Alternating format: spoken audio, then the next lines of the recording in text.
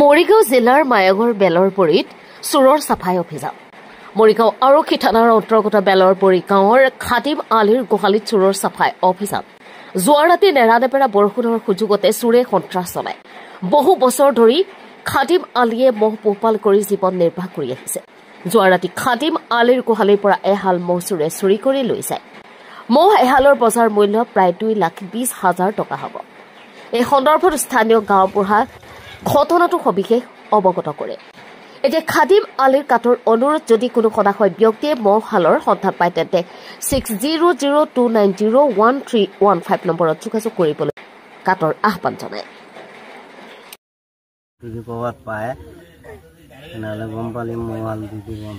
আপুনি এনে মজুৰ কিমান বছৰ ধৰি আপুনি পোহপাল কৰি আছে? আমি পলি আছো আপোনাৰ 15-20 বছৰ মান চলি আছে। আপোনাৰ নামটো? নামটো খাদিম আলি। গাঁৱটো এতিয়াতো বেলুগুৰি পৰে। আপোনাৰ গোহালিত কেইযোৰ মহ আছিলে? এতিয়া দুযোৰ আছে, 4টা মহ। 4টা মহ আছিলে? 4টা আছিল, 2টা লৈ গ'ল, 2টা আছে। যে 2টা লৈ গ'ল দাম কিমান হ'ব? 2টাৰ দাম আপোনাৰ 2,20,000 টকা হ'ব। 2,20,000 টকা হ'ব ন? হয়, মহযোৰ কেনেকৈ চুৰি হ'ল?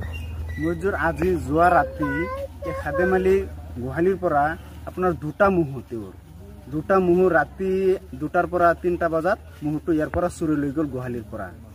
সদায় একে অৱস্থায় থাকে, সি ইমান হেৰি কৰা নাছিল যাতে চুৰে লৈ যাব বুলি। আজি ফটকে লৈ গ'ল। মানুহটো এতিয়ালৈকে গম পাইছে, যেতিয়া গম পাইছে আৰু তেতিয়া মানুহক হৈ হুলস্থুল লগাইছে। মানুহ ওচৰে পাঁজৰে মানুহ আহিছে, আহি পিনে দেখিছে মহহাল নাই। মজুৰ মূল্য কিমান হ'ব? মজুৰ মূল্য আপোনাৰ বেপাৰী তেনে 2,20,000 টকা হ'ব 2টা মহ। মহটোৰ ৰং কেনেকুৱা আছিলে? মহটোৰ ৰং এটা অকণমান ৰঙা ৰঙৰ আৰু এটা ক'লা। ক'লাটো ডাঙৰ, যিটো অকণমান ৰঙা চাইজৰ সেইটো অকণমান সৰু। এই 2টা মহ আজি ৰাতি লৈ গ'ল।